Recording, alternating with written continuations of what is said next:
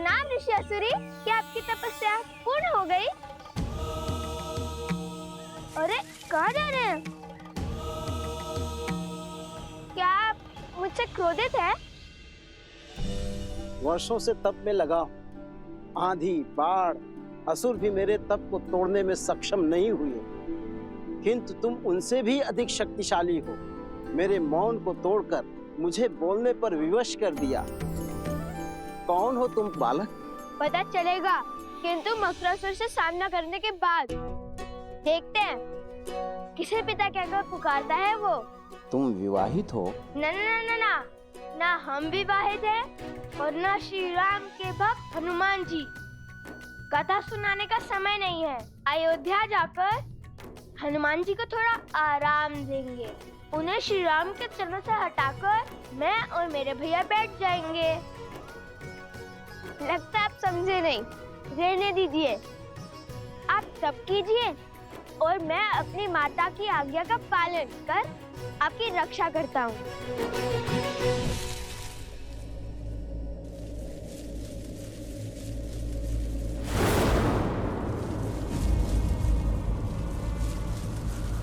ये वृक्ष तो सूख रहा है। अर्थात मकरासुर निकट है। ये उसी का प्रकोप है।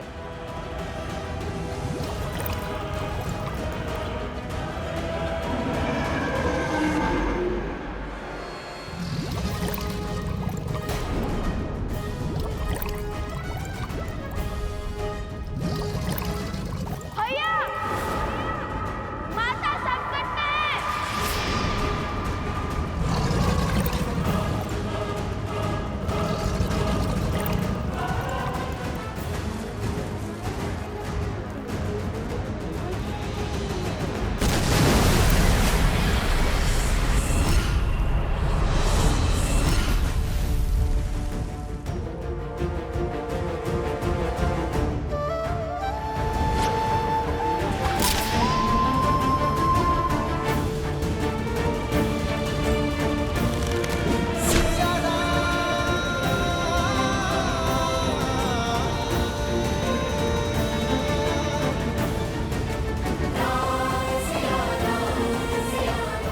सीते, माता, माता।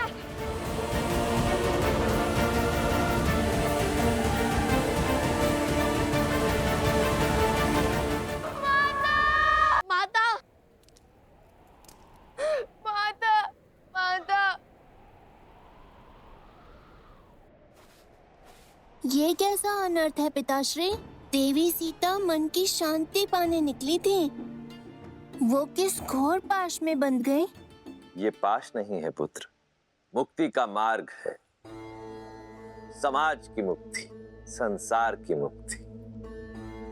जिनका अंतःकरण शुद्ध होता है, नियति उनसे ऐसे ही भलाई के कार्य करवाती है। उनके तो स्वार्थ में भी निस्वार्थ की भावना छिपी होती है, जिससे जगत का कल्याण होता है।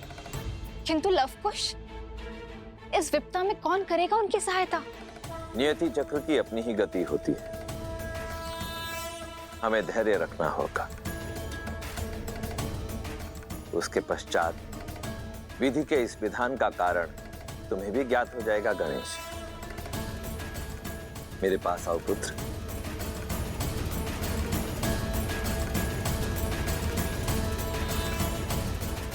वन देवी, वन देवी, माता, वन देवी।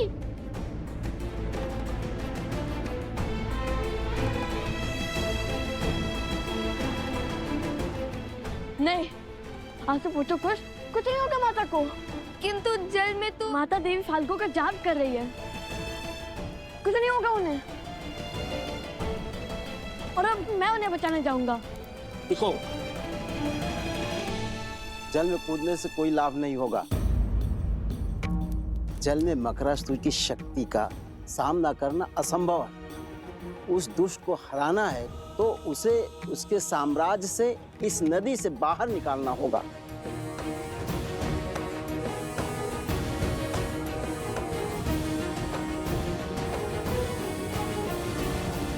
अभी तक अधर्म की विजय हुई नहीं है, किंतु धर्म के पास समय कम है। हर गिरते पत्ते के साथ मकरासुर की शक्ति और उसका प्रकोप बढ़ रहा है। शीघ्र तुम्हारी माता को इस विषैले जल से बाहर निकालना होगा।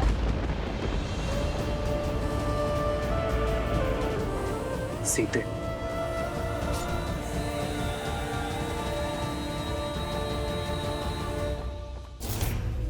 ये अस्त्र अगर इसको चीर सकता है, उसको भी मार सकता है। ये आज स्पष्ट हो गया कि ये नर है, नारायण नहीं।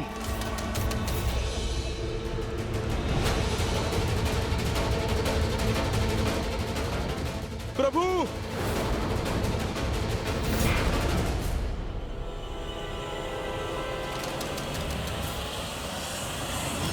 आप ठीक है ना प्रभु? मन बार बार किसी अनिष्ट की ओर संकेत कर रहा है हनुमान, किंतु युद्ध भूमि में लड़ रहे योद्धा को संसार की कोई उलझन उलझा नहीं सकती। ये धर्म युद्ध है, तन और मन दोनों छोड़ने होंगे। किंतु अंगद नहीं लौटा हनुमान, वो अवश्य ही किसी संकट में है। जाओ हनुमान और अपने शिष्य की सहायता कर। प्रभु, किंतु मैं आपको छोड़कर कैसे? बड़ा मायावी है ये चंद्रबाहु। चाहे आप जितने भी प्रहार करो, क्षण भर में इसका घाव भर जाता है। उसकी शक्ति हमारी सेना पर भारी पड़ रही है। पाप पुण्य पर हावी अवश्य हो सकता है हनुमान, किंतु उससे जीत नहीं सकता। जब समस्या का समाधान ना निकले तो दृष्टि नहीं, दृष्टिकोण बदलना चाहिए। जब समस्या का समाधान ना मिले तो दृष्टि नहीं, दृष्टिकोण बदलने की आवश्यकता होती है। यही कहती है ना हमारी माता।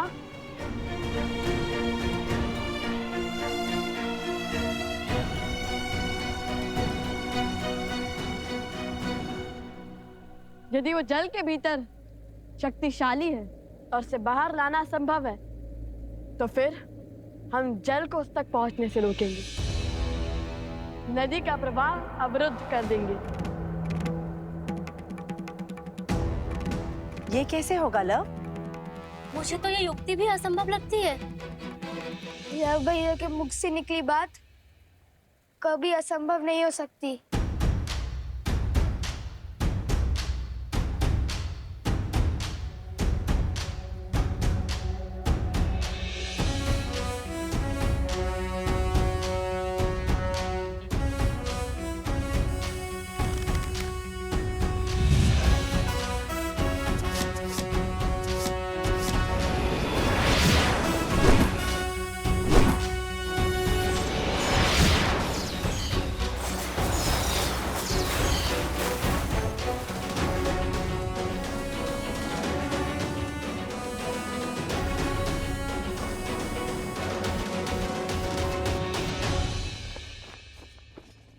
जिसे अब तक मेरे हनुमान के प्रहार रोक रहे थे, उसे अब मेरे बाण रोकेंगे। वो मारा नहीं जा सकता, किंतु बांधा जा सकता है।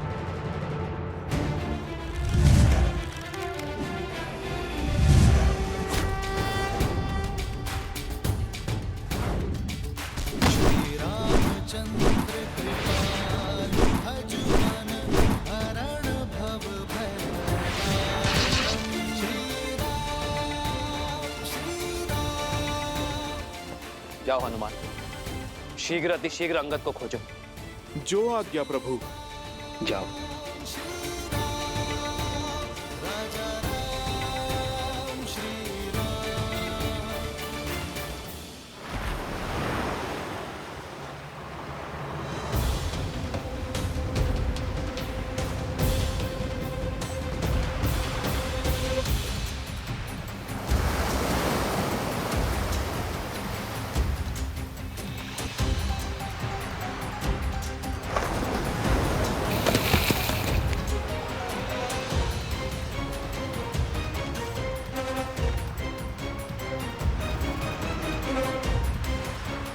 जल का प्रवाह बहुत तीव्र है, इस पे सेतु बनाना संभव नहीं है लवकुश। हमें बिना समय गवाए सहायता ढूंढनी चाहिए।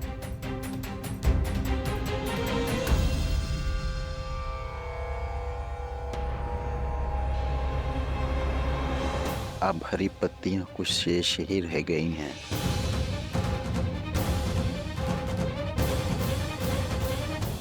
जब तक हम सहायता खोजेंगे तब तक समय और देवी के प्राण खो चुके होंगे। माता की रक्षा का प्रण हमने लिया था और उस प्रण को पूर्ण भी हम ही करेंगे, कोई और नहीं।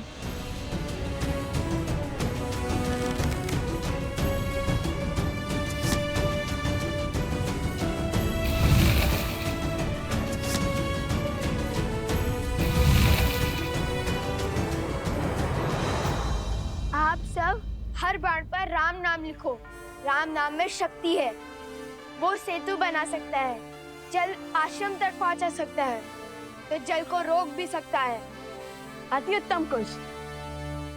हम बांध को दोनों छोर से बनाना शुरू करेंगे और बीच में आ मिलेंगे। इससे नदी का प्रभाव बीच से निकल जाएगा और किसी एक और अधिक दबाव भी नहीं बनेगा।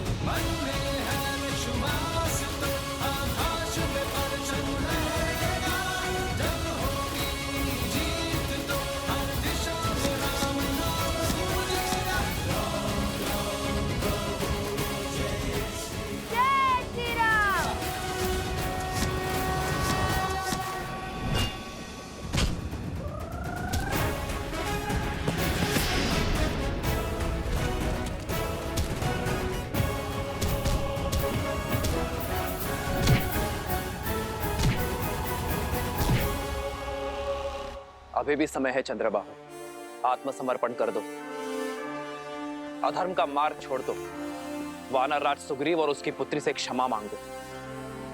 यदि उन्होंने तुम्हारे दुस्साहस को क्षमा योग्य माना तो ये युद्ध अभी इसी क्षण समाप्त हो जाएगा। तुम्हें दंड अवश्य मिलेगा, किंतु तुम्हारे प्राण बच जाएंगे।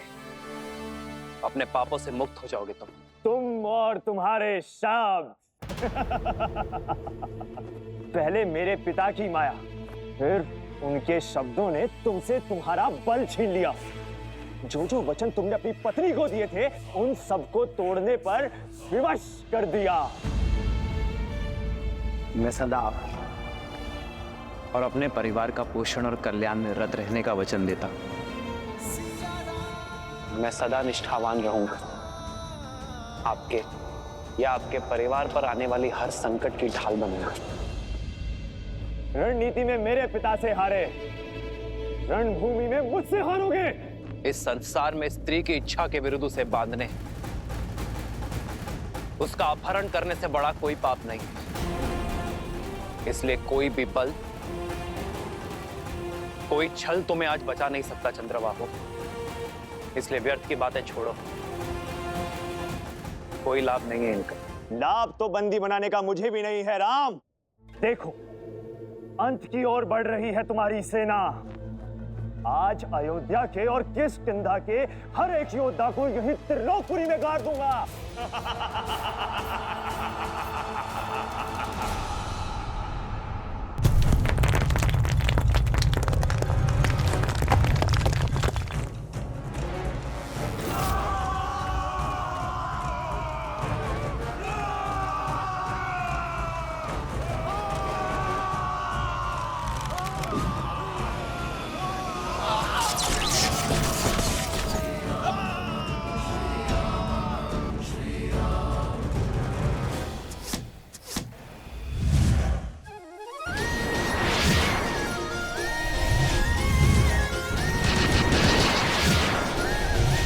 आपके लव कुश आ रहे हैं माता।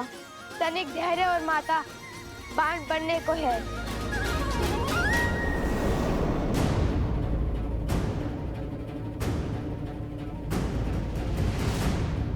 ये कोई असुरी माया तो नहीं?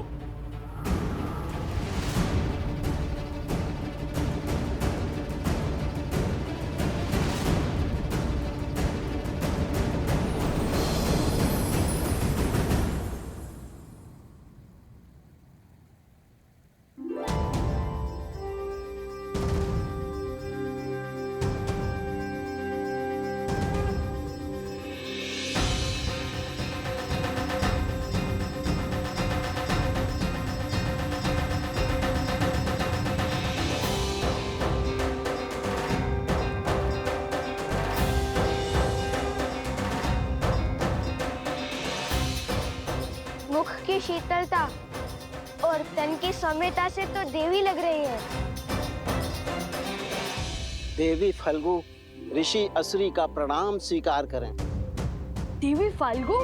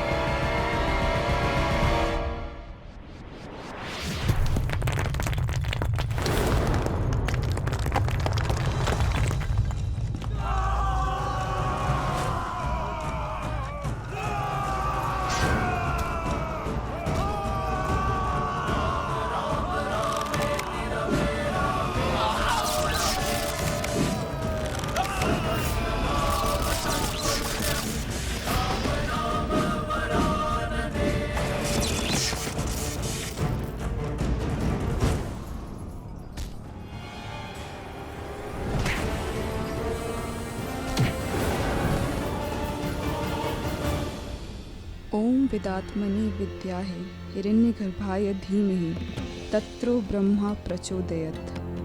ओम विदात्मनि विद्याहे हिरण्यगर्भाय धीमहि तत्रो ब्रह्मा प्रचोदयात्।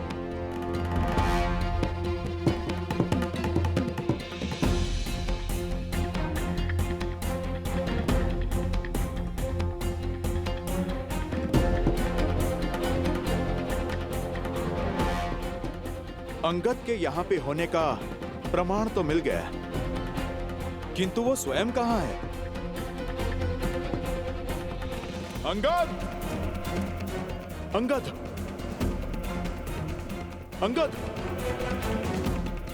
अंगद!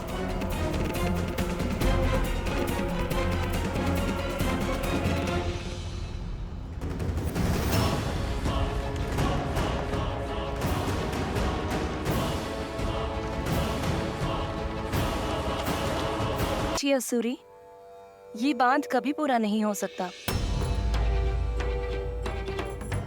यदि मेरा प्रवाह रुका तो आसपास के सारे क्षेत्र बाढ़ में बह जाएंगे। बांध नहीं तो हमारी माता का क्या होगा? देवी, आप तो कुछ भी कर सकती है ना। हम लोग धर्म के साथ हैं, हमें हमारा कार्य पूर्ण करने दीजिए। हाँ देवी, आपको तो हमारी सहायता करनी चाहिए।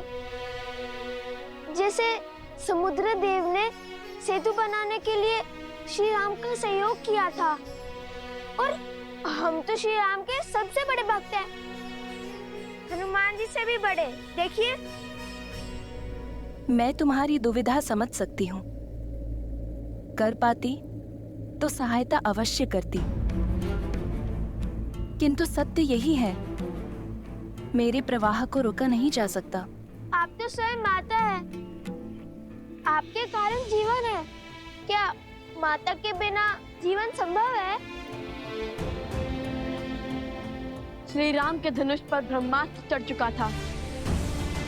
समुद्र देव की क्षमा याचना के बाद उत्तर में ध्रुमकुलिया की ओर छोड़ना पड़ा, जहाँ राक्षसों का अधर्म शिखर पर था। उसी प्रकार आप भी अपना प्रभाव मोड़ दीजिए ना। बहाना ही है तो धर्म के बल से अधर्मियों को बहाइए।